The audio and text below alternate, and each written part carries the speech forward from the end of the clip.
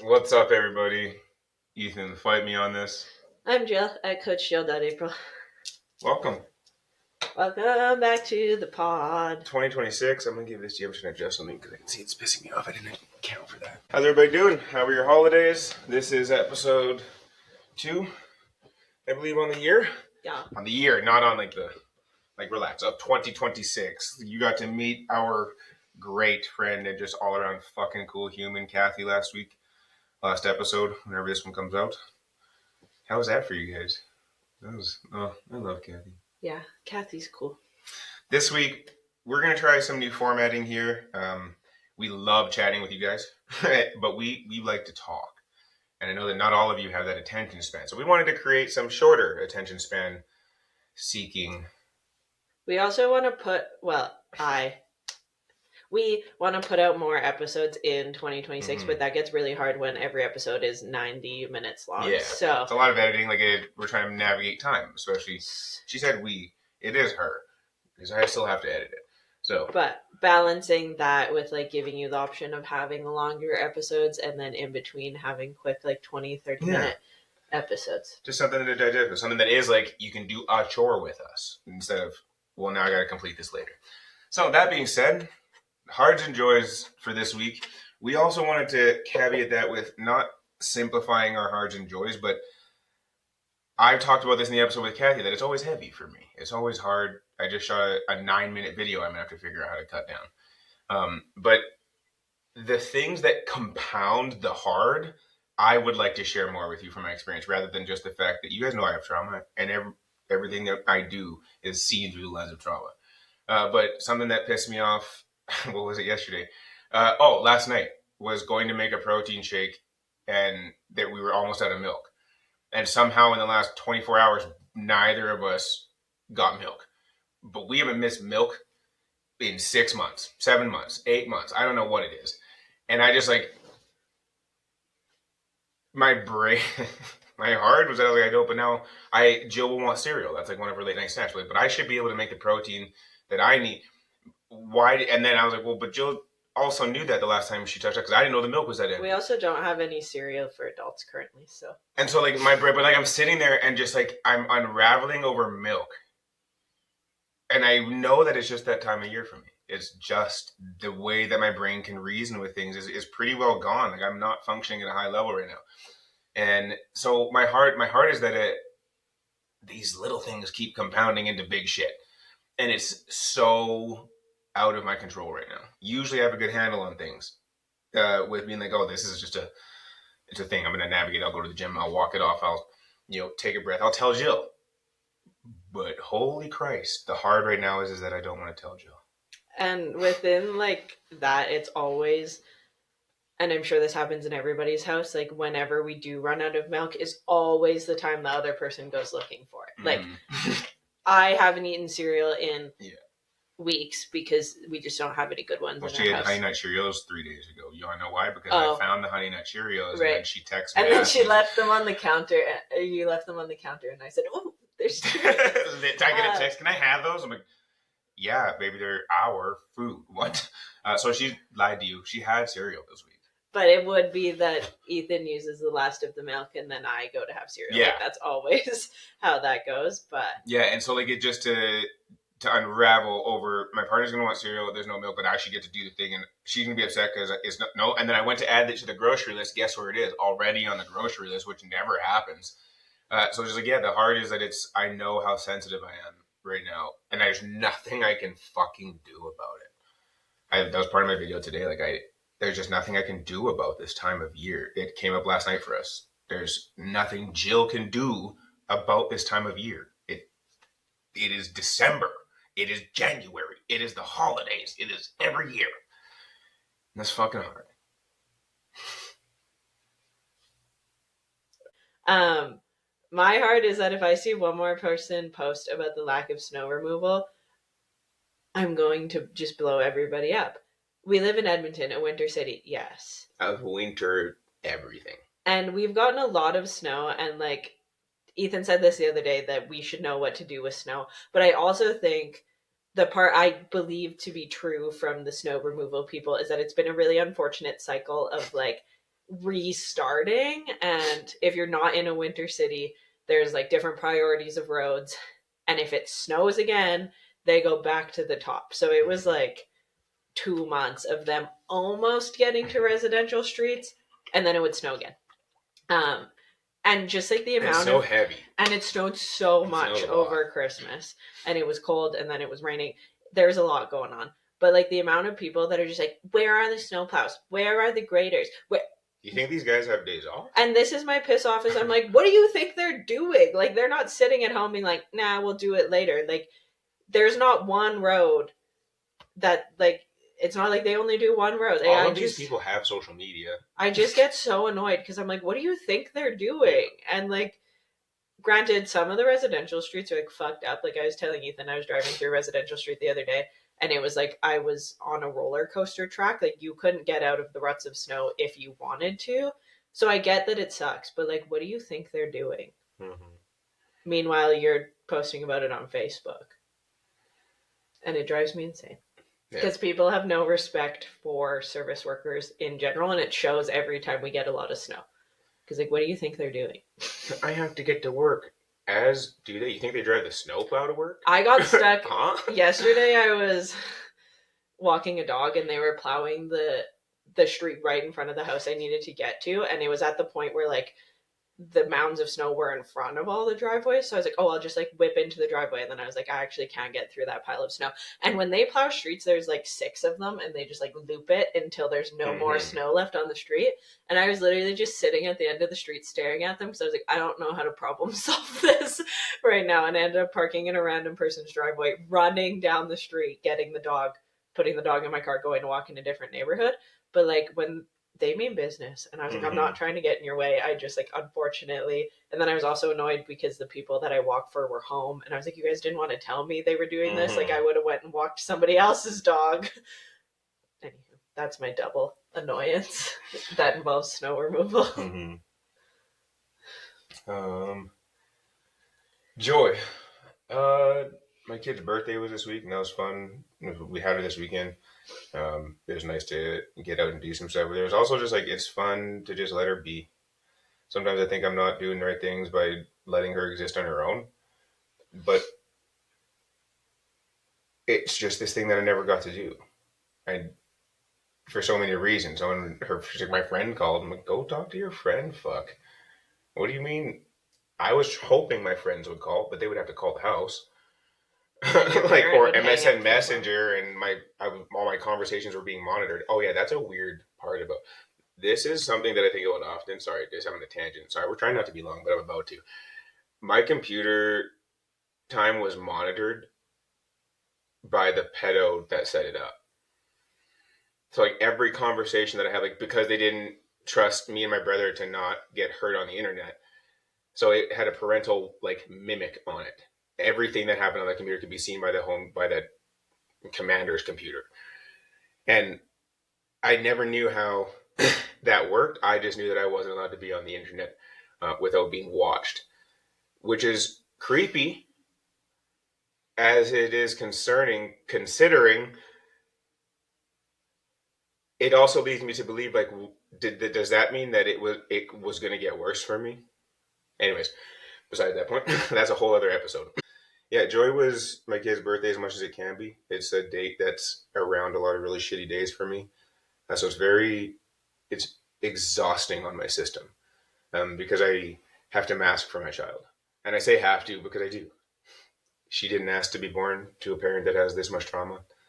I've done a lot of work and healing and everything for this kid. And then I started doing it for me and it got better. But it doesn't erase the dark. I don't know where people made this shit up. This fake joy thing that people put on, especially for the holidays. Y'all know what the fuck. But I need my kid to know she is the greatest thing walking, and she matters, and her birth matters, and the fact that she's alive matters, and that she means a lot to me. And so if I have to put on a mask because daddy's brain's not being very friendly today, then that mask goes on with all of the gusto and effort that I have in my being. And all of my energy goes into making sure that my kid knows she's loved that day. Every day, but really on that day, especially because her birthday is close to Christmas. Everybody with a birthday close to Christmas knows how hard it is to have a birthday around some fucking made up white dude named Jesus. I actually corrected your kid the other day because she said, "Yeah, I get 2 Christmases," and I said, "No, you get Christmas and a birthday." And like, I don't know why that was important for me, but I was like, "No, it's important. Not 2 of this holiday. No. It's a holiday and your birthday. This day's about you." Yeah, she's like, "I get 2 Christmases." No, you get Christmas and a birthday, and I will correct that until you stop saying it. Mm-hmm. Yeah. So the joy was getting to have the funds to spend a little bit on my kid, more than I was going to, but just in doing stuff with her. I thought she'd seen the second Zootopia, and then she said she hadn't, so right away I knew that's what we were doing, because she'd been asking about it, but I thought that she had gone with her friends. I guess it just didn't happen, someone got sick, so we went to do that. We got to eat some fun food, try a new chicken spot out. She loves poutine, which tickles me. But yeah, just seeing Jill also tickle my kid with another Stitch gift, which is always fun. They bond over Stitch. Just fun to see. I'll say that was my joy.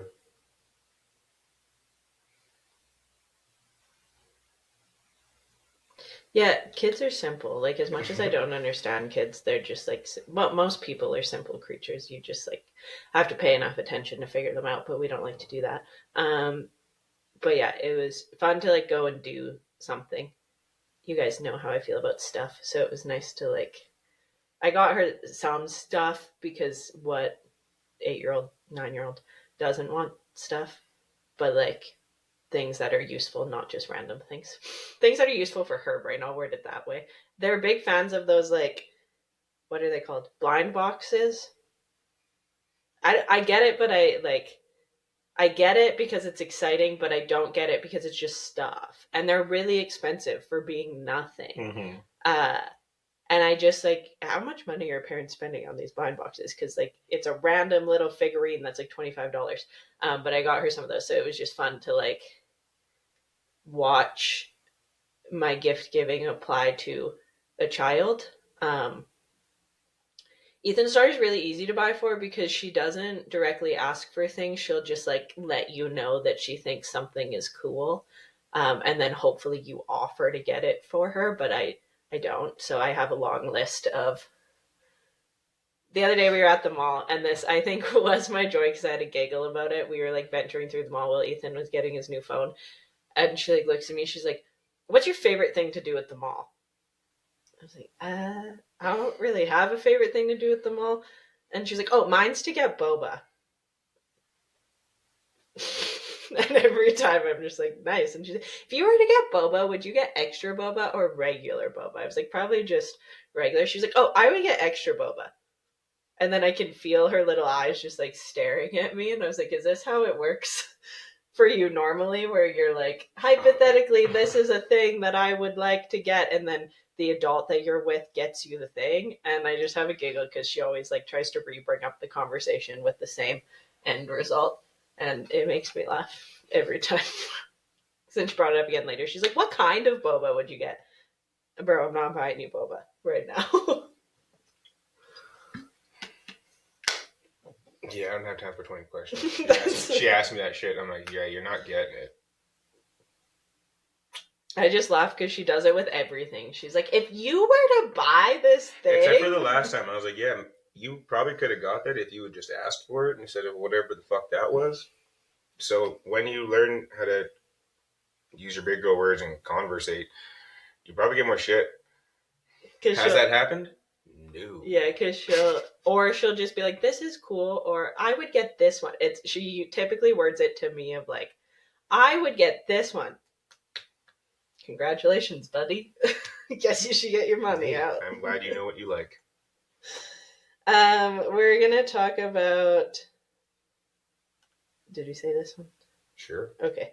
We're gonna talk about Munches, and if you're like, what? Not the same as Munchies, just to be clear. But do we go to Munches? What is a munch? Why do we go or not go? Mm-hmm. What is a munch? Yeah, we've been asked this a couple of times because we are in this lifestyle of kink and BDSM.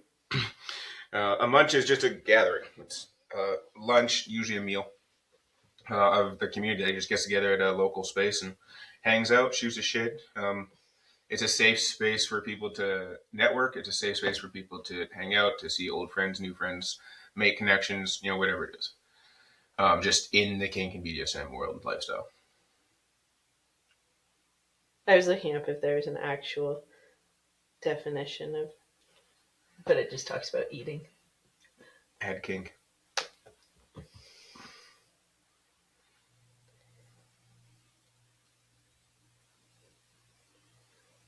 Mm.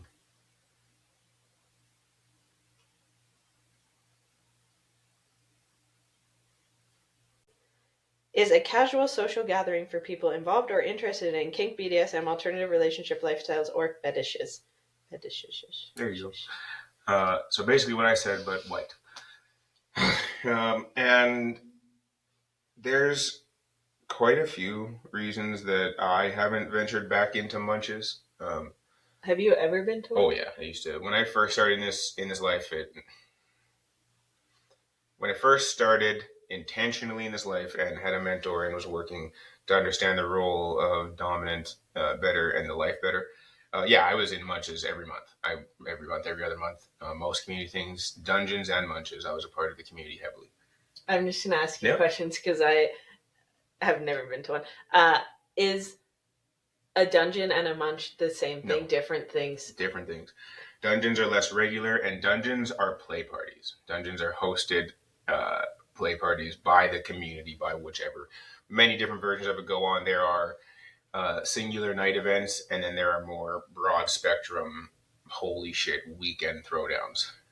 And those are lots of invite only vetting processes, safety regulations, and the munch is where you go to meet the people that are like that. So you would hypothetically get invited to a dungeon at a munch. So most communities have safety protocol in place. Most say you should at least, or have a requisite, an unspoken requisite, that you should show your face in the community at a munch first. You also have to be vetted or part of the whatever the fuck you want to call it. My brain's not functioning at full capacity because of the state that we are in. What's another word for community? The group that you're in. Like most people have like a fee. It's like a one-time payment, and you get to have access to the dungeons. But so like when we've been invited to go to whatever club is in the city, but you have to you have to go with somebody that's already a member. You can't. You have to be a member, and you have to be vetted by a member, and that's for like the clubs, but also for dungeons. Someone has to know you. You have to be vetted. When I was first in this, there was a rule that you wouldn't play on your first one. You attended as a guest, and then once you were there for one and people knew you, your name was on the list all the time. And you could just go, pay the $10 fee, whatever the fuck it is. Did I answer your question? Yeah. Cool. What was it? Yeah, I used to love being part of the community, but the community is like every other community out here. There's people in it. It's also friendly, and we've never together gone to a munch, but we've been in the groups and the things like that, and it's weirdly cliquey for a community that preaches inclusivity. And this is my problem in most communities that I want to be a part of and venture into, is why I wind up creating and building most of them, is because my idea of community is far fucking different than theirs. And community is meant to be openly welcoming and safe. And there's a lot that, it's not that it's unsafe, it's that microaggression follows people everywhere. And being a black dominant in a white as fuck province, a real certified, proven and tested safe dominant in the Texas of Canada, makes me a unique commodity in these spaces. And I am at a point in my life currently where I don't have the space, time, or energy to educate people on that shit. nor do I have the want to defend myself in these spaces, because then those spaces become unsafe for everybody.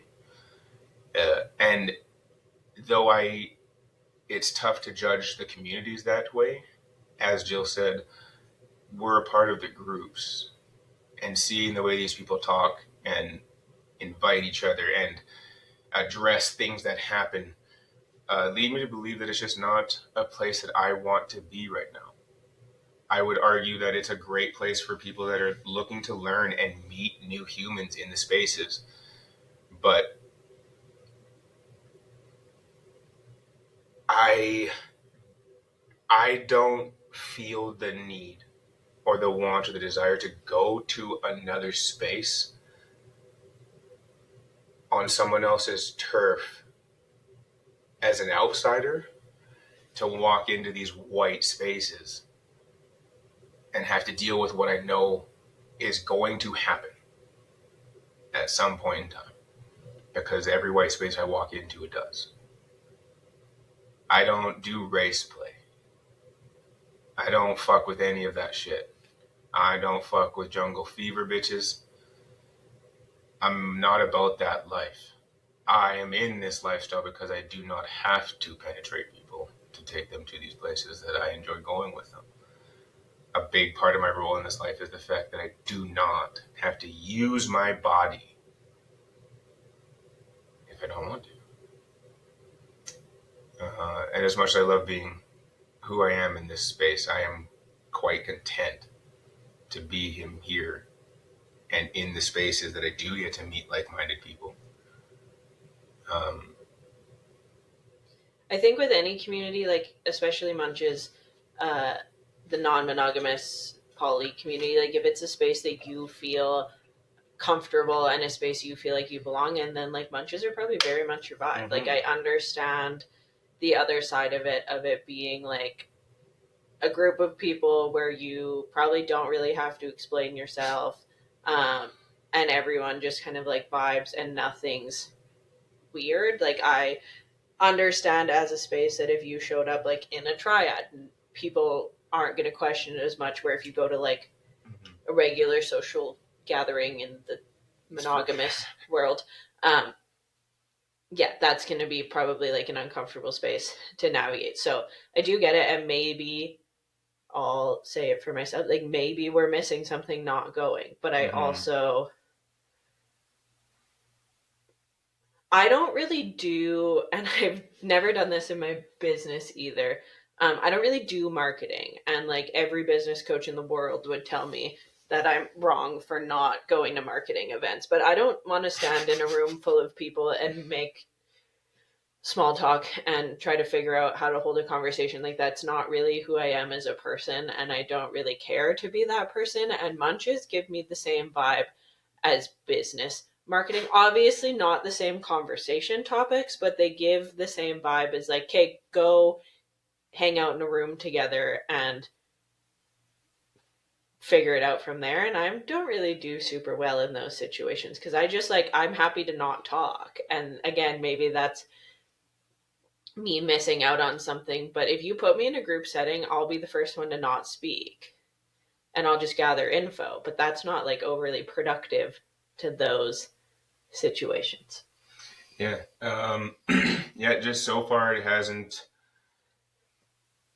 been worth the time investment to go to these munches just yet. And as much as we talk about like, well, how are we supposed to meet new people and get out into the community, it's the moment we do that, we're reminded why we're not out there openly in the community in these spaces, whether it's something across social media, something across one of these groups happens, whatever it is. It just makes it hammers home why we practice in our home and speak to you guys and share our knowledge the way that we do. I am happier to find out there's like-minded people out there because I say this shit on social media. I get to have conversations with people on social media about questions they have about kink and BDSM more than I do in real life, because I say it out there, and people know that they can come to me with their questions safely and freely. Why do I have to go to Munches to do that? There's dating sites that are out here, and I'm openly the same motherfucker there as I am here. I am not vanilla on anywhere. So yeah, I don't. The community itself is like most communities. You got to find your pocket or build one, and we're building here. And yeah, we know lots of people that like really love going also. So I think there's both sides to it. I just don't think it's a productive way for me to meet people because I just, yeah, like I said, I wouldn't talk. Jill doesn't go into public to meet people. Yeah, and I just like I don't do well in group settings. No. Like I can't track multiple conversations. So if I can hear Yeah. and this is my biggest like annoyance with and Me. why I don't go into group settings and why I don't like go out to bars anymore to meet people or like things like that because if there's more than one conversation happening at once, I will just hear none of them. It's not like my brain will pick one. That actually tracks with your skipping words you don't know. It's like if I can't make out the words, I'm not hearing shit. So I just will sit in silence because I can't contribute to the conversation anyways because I can't actually track any of the conversations because there's 14 happening at once and they might not be happening in my direction but they're happening around me. So then I just get anxious and then I'm like, and anywho, shouldn't have left my house. So that's just not productive for me. It happens in our own house too, like when we have people over for like birthdays or just to hang out or whatever, and that's no fault of people. That's the point of social gatherings. But like you'll literally see me in the corner just being like, yeah. We also pick people outside of Jill. People that are in this house want to talk to people, and like the only time that it works is when everybody's high. Because then Jill doesn't have to. Jill's either listening and involved in all of them or not. And there's no in between. Yeah, like the last time we had a group of people over. There was 3 separate conversations going on. But I on also the couch. had mushrooms in my brain, so it was fine. But like sober me, I'm just like, if you put a fly on the wall, like Jill was into all 3 conversations. There were like 6 or 7 of us here. Not here, this was months ago. But like if you watch Jill's face, you can see that she's picking up and reacting to every conversation, and then she just disappears for a minute. But typically in a social setting, you'll find me with like one other person like off to the side because it's just a waste of my time to try to track conversations. But yeah, I do think like if you're new to the lifestyle, if you've never been to a munch and it's something you want to explore, like I do think there's a safe way to explore community and meet people, and then you can figure out for yourself if it's your vibe or not. If you're like us and it's not your vibe, great. If it's your favorite thing that you do every Friday, love that for you. But I think if I didn't know myself in marketing situations, I probably would have explored a munch by now, but I can logically know why that's not going to be helpful for me. Yeah, for sure. It's not to say that Jill and I are going to go to one. We will probably try to get to one in the spring here. Just to see, especially as we navigate what's next for us. We have to give people a shot and a chance to let us down as much as we give them a chance to surprise the fuck out of us. But we both are just in a space where it's not worth it for our mental health and not worth it for the way that we are navigating our time and energy. And when it does suit us both, we will venture out. If it never does, I mean, I guess stay tuned and we'll create something for everybody else. But yeah, let us know if you've ever been to a munch. Questions, comments, concerns, and what your experience is. But that's about it for today. It feels like short, but that's the whole point. That was the whole point. It is unnerving that it's already over, but and hopefully this gives you time to catch up on episodes if you've missed any. You can find the podcast at Shifting the Lens Podcast anywhere you listen. You can find me at CoachJill.April. Fight me on this. I'll catch you next time. Peace.